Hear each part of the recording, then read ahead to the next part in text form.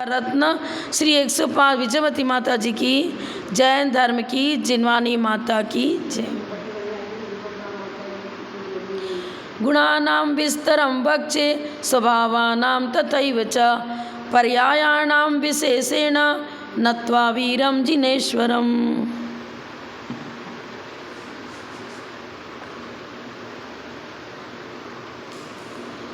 श्लोक नंबर 9। यो दृष्ट्वा देह संस्थानमाचष्टे रूपमुत्तमं व्यवहारो यसद्भूत स्वजातीय संज्ञक।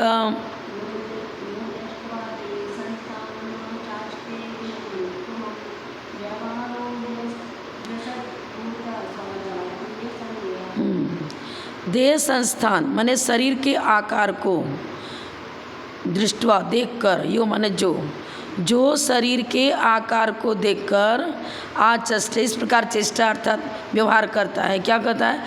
उत्तमम रूपम, यह रूप बहुत उत्तम है। तीर्थंकर के रूप को देखकर सौधर्मिंद 1000 नेत्र बना लेता है, बहुत सुंदर रूप है। यह कथन करना क्या है? असद्भुत व्यवहार नहीं है, स्वजातीय संघ का। अब स्वजाति तो है ही, क्योंकि पुद्गल के अंदर ही वर्ण गंध रस स्पर्श पाया जाता है। लेकिन किया क्या इन्होंने? ये कौन सा उदाहरण? पर्याय में गुण का आरोप कर रहे हैं ना। संस्थान आकृति, शरीर की आकृति एक पर्याय हो गई, शरीर की पर्याय हो गई। उस पर्याय में गुण का आरोप करते हैं। किस गुण का? रूप। उत्तमम रूपम, इस शरीर में कह रहे हैं यह उत्तम रूप है। यह रूप वाला भी नहीं बोल रहे हैं, यह रूप अति उत्तम है।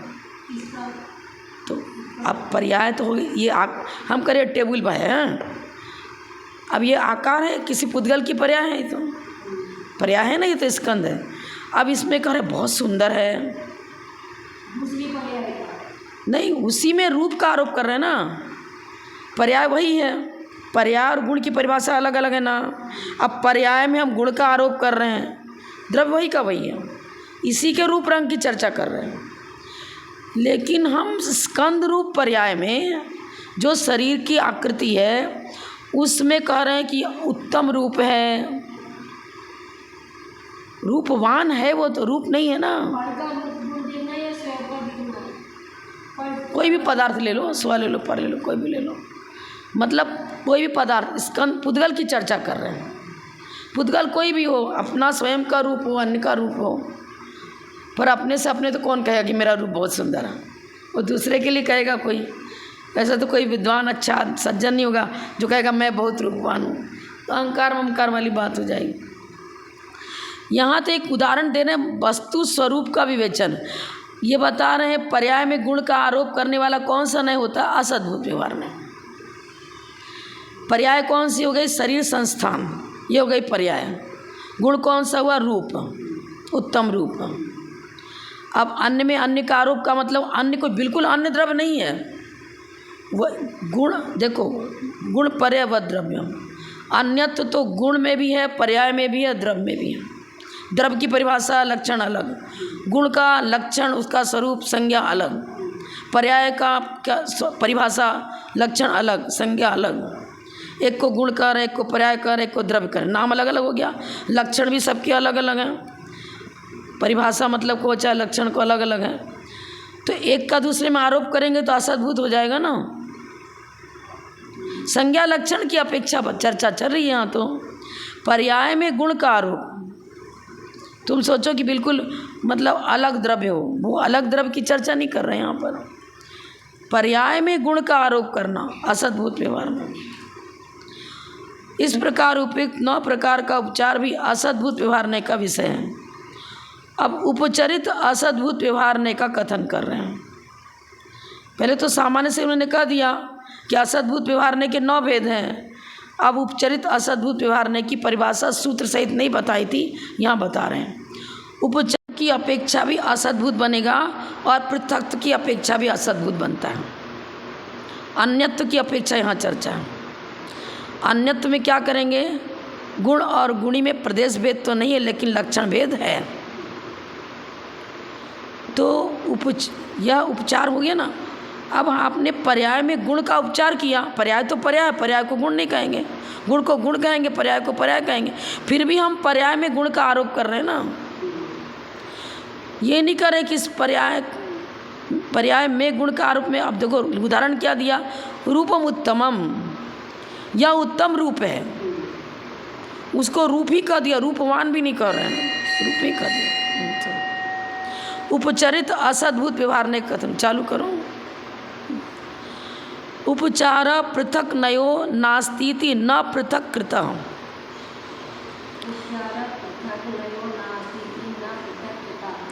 उपचार पृथक नय नहीं है, अतः उसकी पृथक रूप से उसको नय नहीं कहा है। व्यवहार नय के 3 भेद किए थे, सद्भुत व्यवहार नय, असद्भुत व्यवहार नय और उपचरित असद्भुत व्यवहार नय।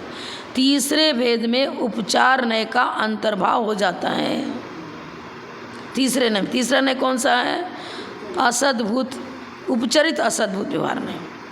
उपचरित शब्द लगा ही दिया है, तो उपचार नय कोई अलग से तो है ही नहीं। इसी में जो व्यवहार नय के 3 भेद किए, उसी के तीसरे भेद में उपचरित असद्भुत व्यवहार नय में ही उपचार नय का अंतर्भाव हो जाता है।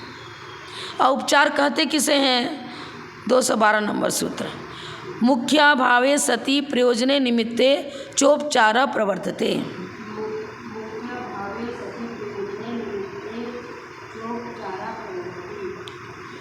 मुख्य का अभाव होने पर, मुख्य का अभाव जिस पॉइंट को हम विवक्षित करते हैं वह मुख्य होता है, और जो अविवक्षित है वो अमुख्य हो गया। मुख्य का अभाव होने पर प्रयोजने, प्रयोजन और निमित्तवश जो कथन किया जाता है उसे हम उपचार कहते हैं। च प्लस उपचार चोपचार। प्रयोजने च निमित्ते च, प्रयोजन होने पर और निमित्त के वशभूत होकर। निमित्तवश, अब हमें किसी से पढ़ना है, भले वो शिक्षक नहीं है, पर हम कहते हैं कि मेरे शिक्षा, हमने इनसे शिक्षा इन्हीं से प्राप्त करी है। अब वो निमित्तवश हुआ, हमने अध्ययन इनसे किया है, इसलिए उनको शिक्षक कह रहे हैं। स्वरूप थोड़ी है उसका शिक्षक का, स्वरूप तो एक चैतन्य स्वरूप जीव द्रव्य है, यही है। निमित्तवश ही तो पिता पुत्र को पुत्र कह रहा है, पुत्र अपने जन्म देने वाले को माता पिता कह रहे हैं। निमित्तवश हुआ ना, जन्म उनके कुख, माँ के कुख से हुआ है, कुक्षी से हुआ है, इसलिए उसको माँ कह रहा है। पर वो निमित्त ही हुआ। द्रव्य दृष्टि से तो द्रव्य का ना उत्पाद होता है ना व्यय होता है, द्रव्य का उत्पाद नहीं होता है और ना द्रव्य का व्यय होता है।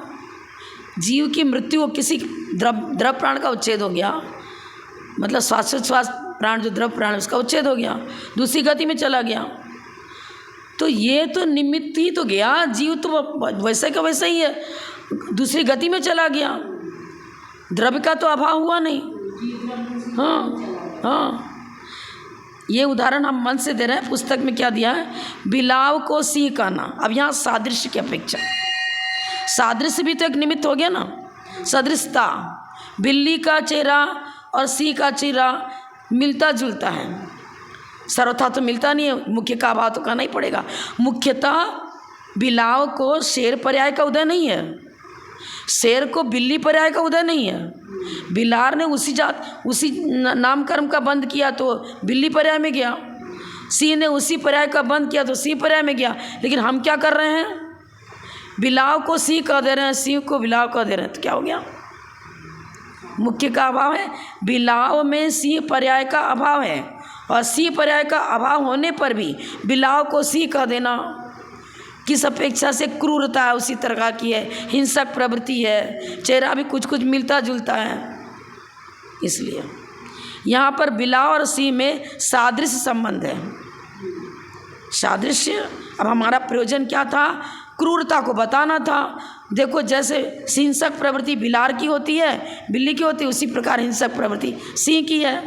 तो प्रयोजन क्या रहा, हिंसक प्रवृत्ति बताने का प्रयोजन रहा, अथवा कुछ कुछ चेहरा मिलता जुलता ये कहना रहा, तो भी तो निमित्त हो गया ना। किसी न किसी प्रयोजन, किसी ने का निमित्त होकर के एक में दूसरे का उपचार कर दें। घी का घड़ा लाओ, अरे मेरा चश्मा लेके आना, तो हम इसी को चश्मे को यूज करते आए, उसी से मुझे दिखता, आने से दिखता नहीं है, तो मेरा शब्द लगा दिया। चश्मा और हम एक थोड़ी हो गए, संबंध कारक लगा दिया ना, और वो भी उपचार से, क्योंकि प्रदेश भेद भी है। गुण और गुणी में चलो अन्यत्र होता है, लेकिन चश्मा करे मेरा चश्मा लाओ तो बिल्कुल प्रदेश भेद ही है, भिन्न भिन्न द्रव्य है। और बिलाव और सी विभिन्न द्रव्य है। बिलाव एक अलग द्रव्य है, सी का, लेकिन सदृशता हमें दिखानी है, उसकी आकृति की सदृशता अथवा हिंसक प्रवृत्ति की सदृशता को दिखाते हुए हम कह देते हैं क्या, बिलाव को सी कह दिया। बिलाव और सी में सादृश्य संबंध है, अतः सी रूप मुख्य के अभाव में, बिलाव में सी पर्याय का अभाव है, सी रूप मुख्य के अभाव में सी को समझाने के लिए, अब कोई बच्चा है उसने सी को तो देखा नहीं है, अब बताना सी कैसा होता है। बिल्ली को, अरे देखा, बिल्ली को देखा है ना तुमने, कुछ कुछ आकृति उसकी वैसी होती है, वैसे क्रूर होता है, वो हिंसक होता है। समझा रहे हैं उसको तो, कि दृष्टांत के रूप में उसका प्रयोग कर रहे हैं। सी रूप मुख्य के अभाव में सी को समझाने के लिए बिलाव को सी कहा गया। चूहे और सी में सादृश्य संबंध नहीं है, चाहे जिसको मत लगा देना। सदृशता हो तो कह सकते हैं, सदृशता बिल्कुल भी नहीं है तो आप चूहे को सी नहीं कह सकते। हाँ, आकृति में भी नहीं मिलती, अलग ही आकृति है, और अलग वो डरपोक टाइप होता है।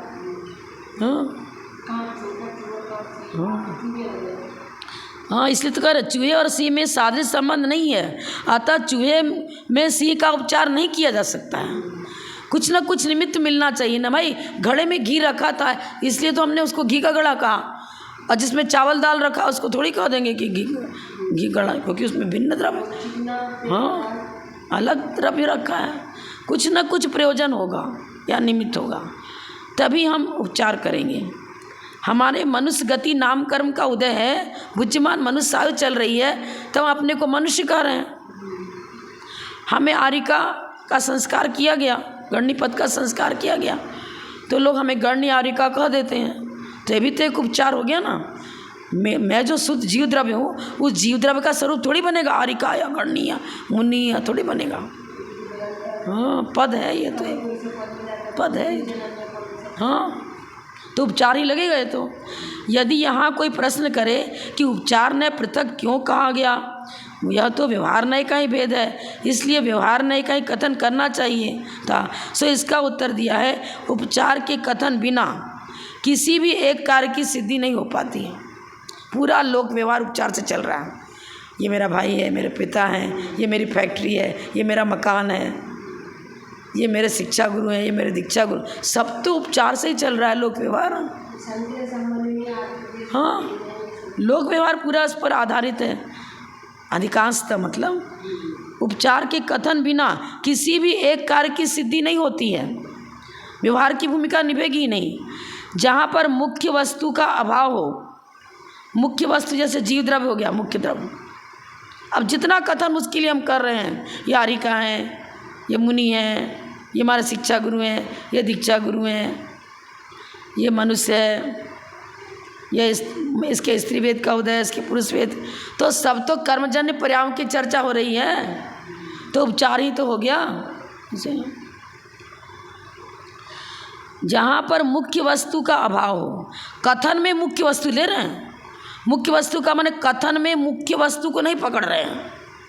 मैं जीव द्रव्य हम नहीं कह रहे ना, वो तो पूछ रहा है कि कौन सी माता जी, इनका नाम क्या है। ये थोड़ी पूछ रहा है कि ये जीव द्रव्य है क्या अजीव द्रव्य है। मुख्य का अभाव हो गया ना, मैं मुख्यतः शुद्ध जीव द्रव्य हूँ, जीव हूँ। लेकिन अन्य वो तो ये पूछना चाह रहा है कि इन्होंने किनसे दीक्षा ली है, ये आरिका हैं, तो मतलब इनकी जन्मभूमि क्या है, इनके दीक्षा गुरु, उस आरिका पर्याय का परिचय पूछा जा रहा है, तो मुख्य का अभाव हो गया ना। ये सब निमित्त प्रयोजन बस है। हाँ, निमित्त बस है, प्रयोजन बस है।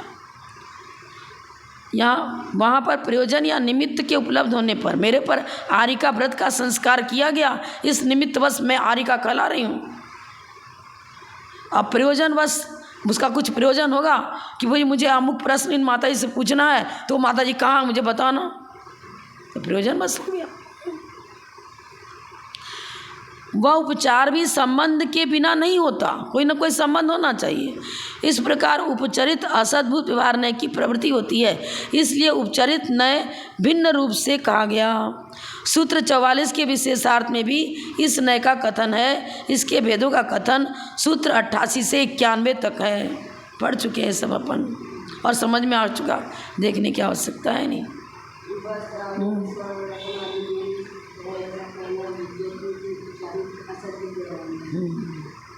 संबंध कितने, यहाँ संबंध कहा ना कोई संबंध होना चाहिए। संबंध कितने प्रकार का होता है अब ये भी बता रहे हैं, अभी बताया ना, संबंध की चर्चा करी। कोई ना कोई संबंध होगा तभी उपचार लगेगा। तो अब संबंध कितने प्रकार का होता है देखो। सोपि संबंधो विना भाव, इसमें अविना भाव निकलेगा, खंडाकार है।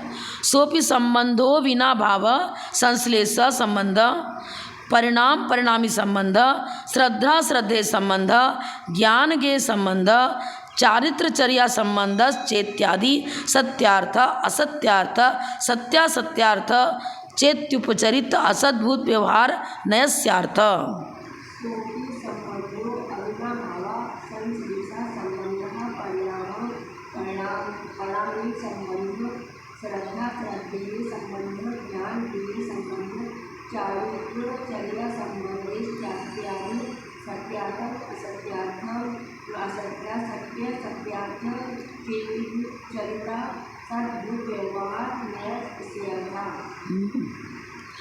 अब कितने प्रकार का संबंध बता दिया।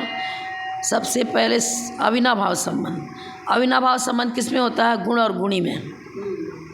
गुणी को गुण कह दो, गुण को गुणी कह दो तो उपचरित हो जाएगा। फिर तो अगर हम कहते हैं आत्मा में ज्ञान दर्शन सुख वीर आदि गुण हैं तो यह सद्भुत नहीं हुआ, सद्भुत व्यवहार नहीं हो गया, भेद विवक्षा दे रहे हैं।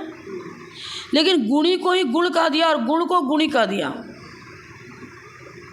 अन्यत्व होते हुए भी एक का दूसरे में आरोप हो रहा है। गुण की परिभाषा अलग है, गुणी की परिभाषा अलग है। आप गुण को ही गुणी कह दे रहे हो अथवा गुणी को ही गुण कह दे रहे हो, ये बताया था ना।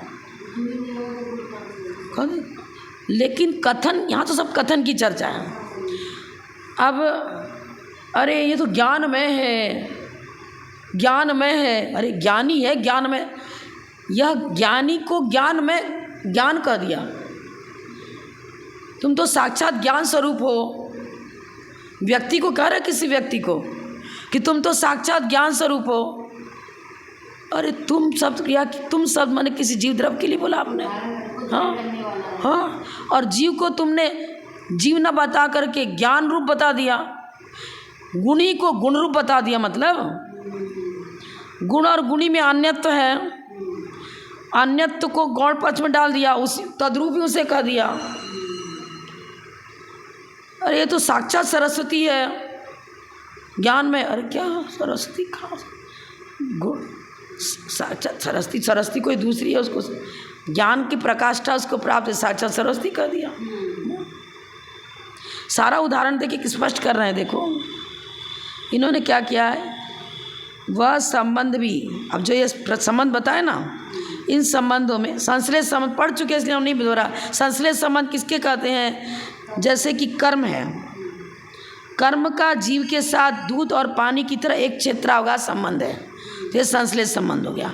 परिणाम परिणामी, परिणाम क्रोध मान माया लोभ आदि जीव के परिणाम हो गए, अथवा वितराग परिणति उत्तम क्षमा मार्दव, ये भी जीव का परिणाम हो गया।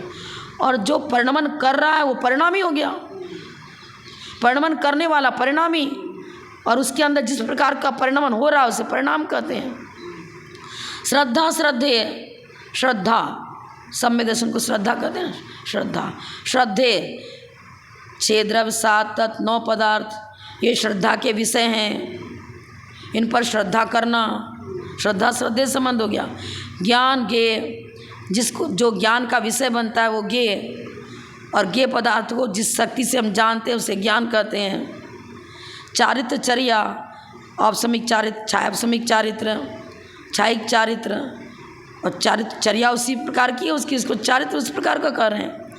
अब इन्होंने लिखा सत्यार्थ असत्यार्थ सत्यासत्यार्थ, दोनों ले दिया। अब पहला क्या दिया इन्होंने,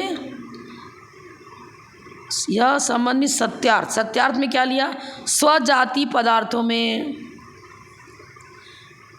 स्वजाति पदार्थों के साथ सत्यार्थ लगेगा।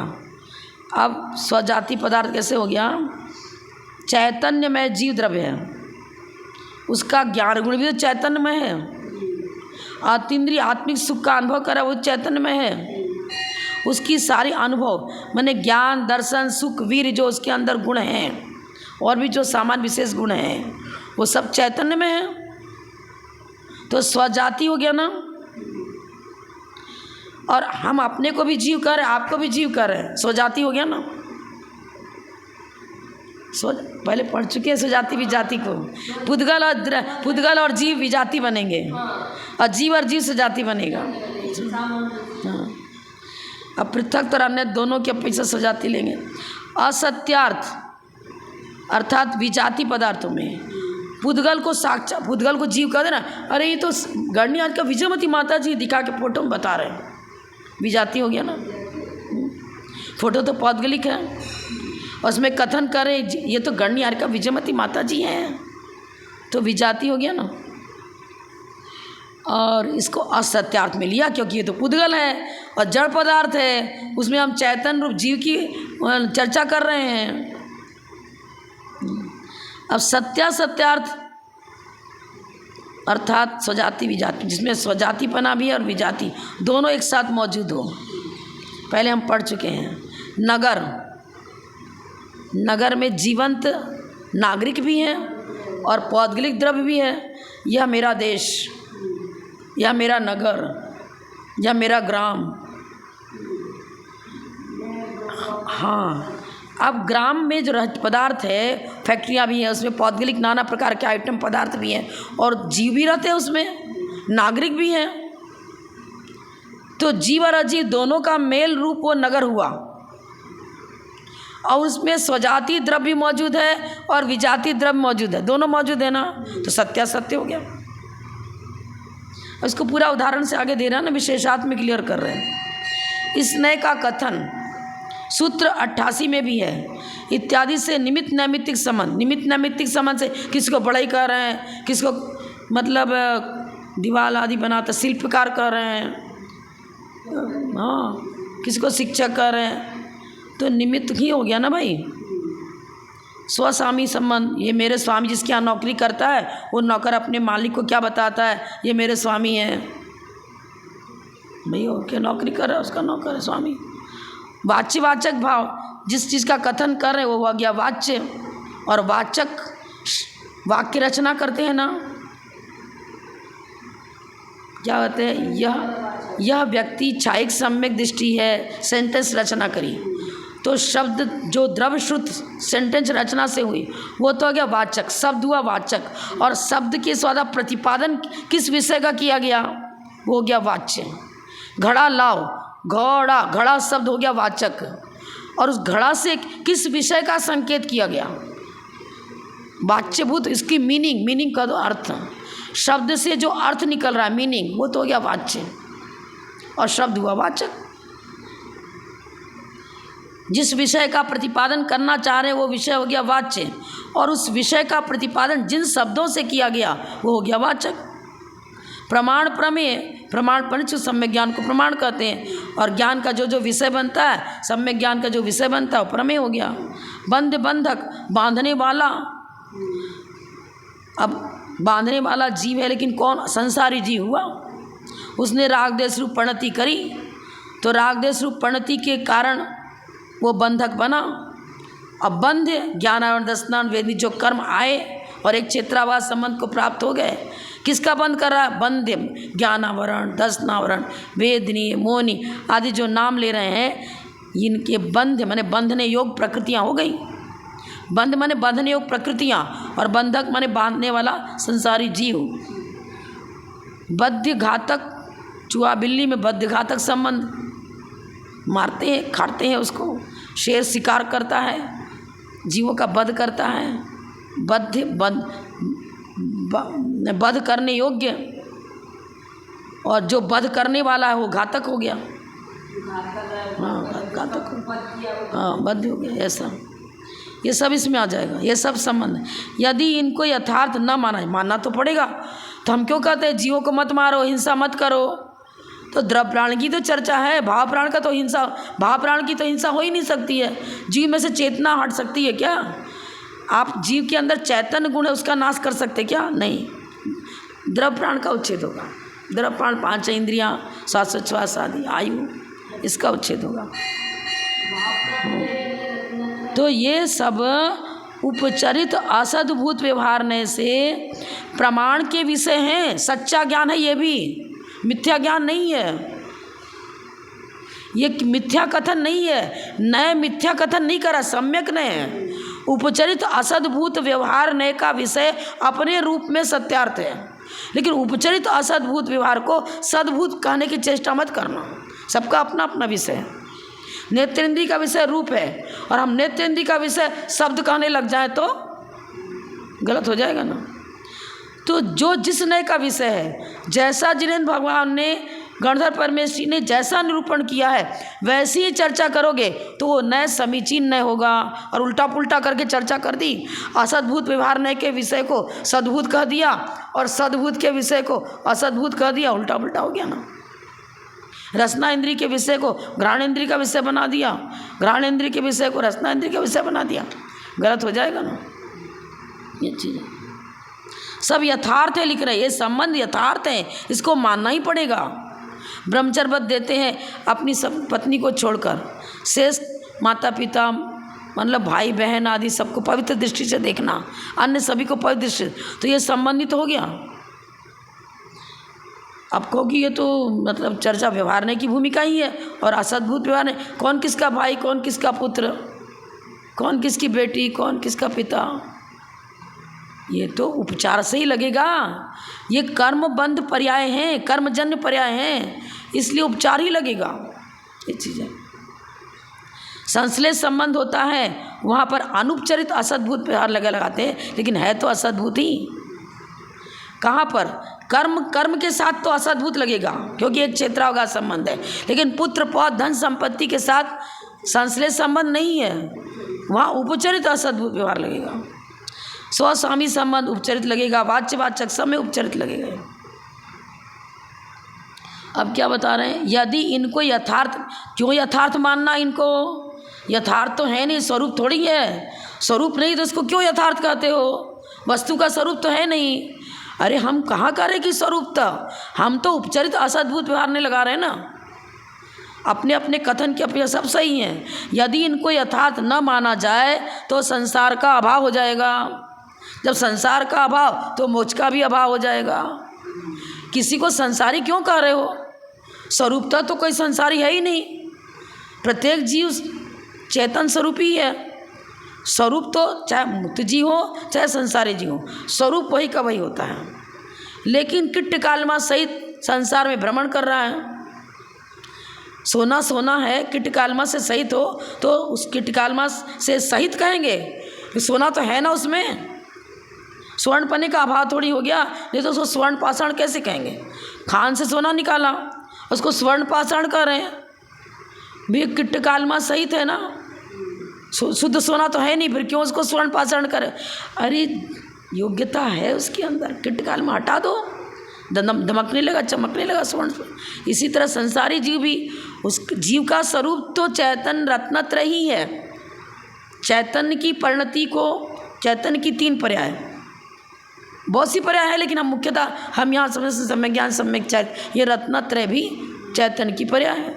उत्तम क्षमा आदि सब चैतन्य की पर्याय है। षोडश कारण भावना कह लो, कुछ भी कह लो, चित्त चैतन्य की पर्याय है।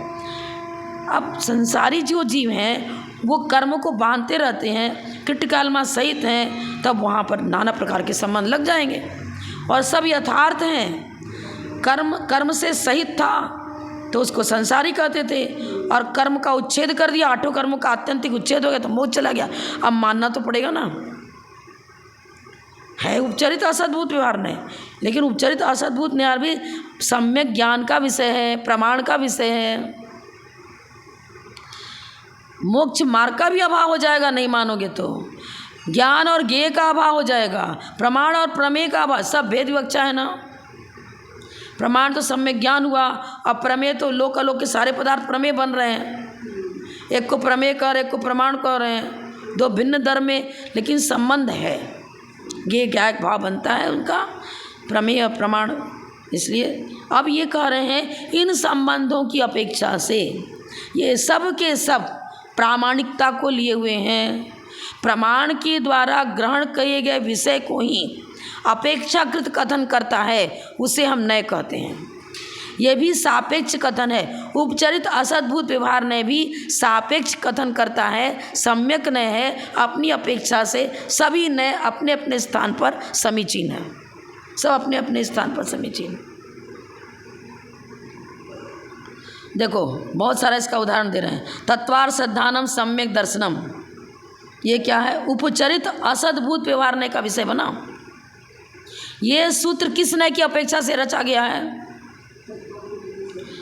उपचरित असद्भुत व्यवहार नय, क्योंकि परद्रव्य की भी चर्चा इसमें आ गई। 6 द्रव्य 7 तत्व 9 पदार्थ सब आ गए। भिन्न पदार्थ पर श्रद्धान करना, हमसे भिन्न भिन्न भी सम्मिलित है ना। 6 द्रव्य 7 तत्व, 7 तत्व लेंगे तब 7 तत्व में पुण्य पाप भी आ रहा है, 9 पदार्थ में पुण्य पाप। अब पुण्य पाप अभेद विवक्षा 7 तत्व में भी आ जाते हैं, अभेद विवक्षा से आ जाते हैं। क्यों? आश्रव पुण्य रूप भी होता है, पाप रूप भी होता है, बंध पुण्य रूप भी होता है, पाप रूप भी होता है।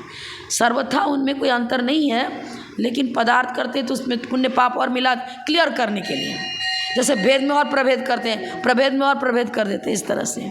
क्योंकि आश्रव 2 प्रकार का है, पुण्य आश्रव पाप आश्रव, तो शामिल तो है ही एक तरह से। हाँ, अब सारी चीज़ें इसमें आ गई तत्वार श्रद्धान में। उसकी नाना प्रकार की वैभाविक परिणति भी हो गई, स्वाभाविक परिणति भी हो गई। गुण स्थानों की अपेक्षा चर्चा कर लो, जो जिस गुण स्थान का है उसको उसी रूप में उसकी श्रद्धा होना। इन्होंने तत्व शब्द का प्रयोग किया, तत्व शब्द का प्रयोग न करके तत्व उसमें त्व लगा दिया, भाववाचक संज्ञा हो गई। अब गुण स्थान और मारणाएं भी इसमें सम्मिलित हो गई। क्षुल्लक को क्षुल्लक रूप में जानो, मुनि को मुनि रूप में जानो, आरिका को आरिका रूप में जानो। संसारी जीव में प्रथम गुण स्थान वर्ती है तो उसको उसी रूप में जानो, जानना पड़ेगा ना। पहले जानेगा कि मिथ्यात्व है, तब तो मिथ्यात्व को हटाएगा। मिथ्यात्व को मिथ्यात्व रूप में स्वीकार करेगा, अपराध को अपराध रूप में स्वीकार करेगा, तब तो अपराध का निष्कासन होगा। गुणस्थान मार्गणाएं पूरा सब का सब पूरा द्वादशांग इस तत्वार्थ में आ जा रहा है।